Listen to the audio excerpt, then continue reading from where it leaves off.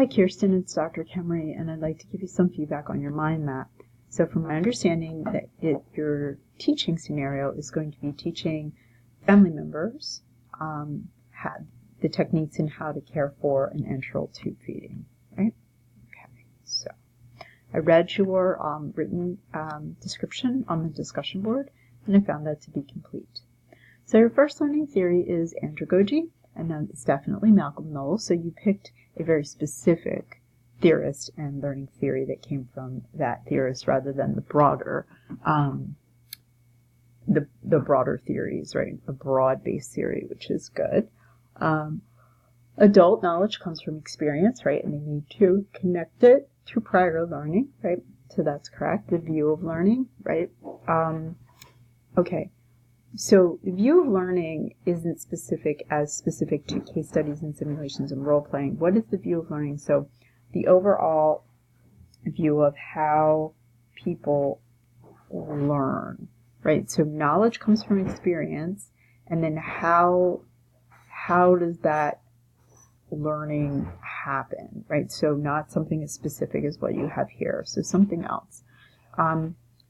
The role of the student is to, be an adult, respect and accept responsibility and monitor their own practice and their own progress, right?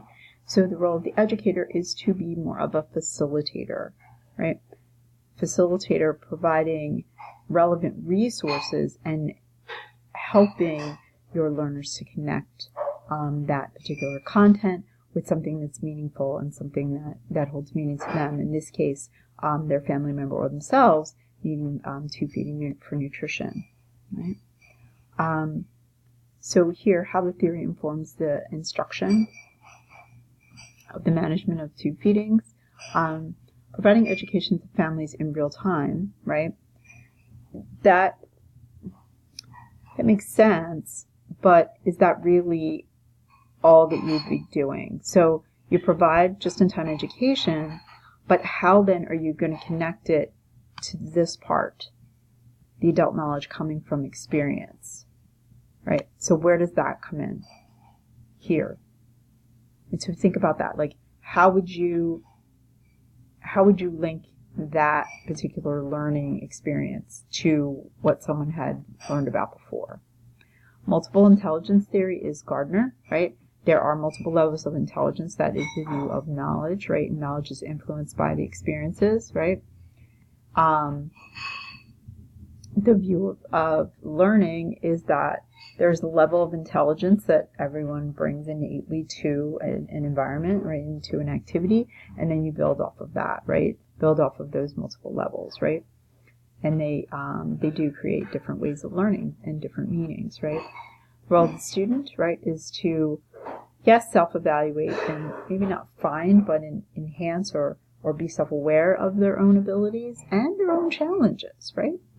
And then the role as the educator or the facilitator is to not focus on, but tie into those unique abilities and understand the challenges that your learners have as well, and understand that just because someone has a challenge doesn't mean that challenged area can't be supported and they can't grow and develop in that area as well. Right? So how does the theory inform the instruction? Right? Past experiences are very helpful, right, in this particular case, right, in a baseline of skills and what they know. Kind of like what I'm talking to you about here, right, in Knowles' theory as well. Right? So constructivism, remember constructivism has several theorists, which you've named some of them here, right? So constructivism is more like building blocks, right? So one builds off of another.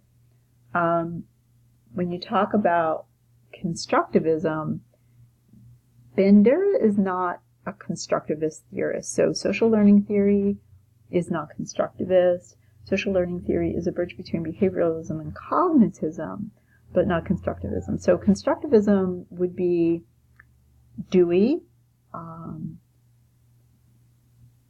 Vygotsky, Bruner. So Vygotsky is correct, right? Here, right? And and Bruner would be another one that you could place in this list, right? So think about that, because Bandura is definitely not a constructivist. Knowledge builds on one another, kind of like Legos, right? And students learn by connecting, like past learning, right?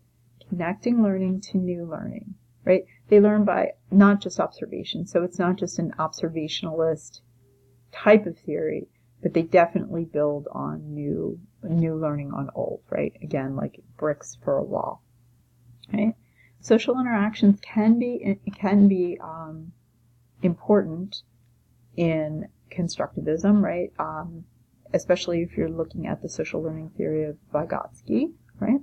And the role of the educator is to make sure you have those experiences, right, that take into account not just real-world situations and real-world scenarios, but what the learners knew before. So the role of the educator is to define where your learners are coming from, what knowledge they already have, to make sure that you're building that you have a solid foundation to build on.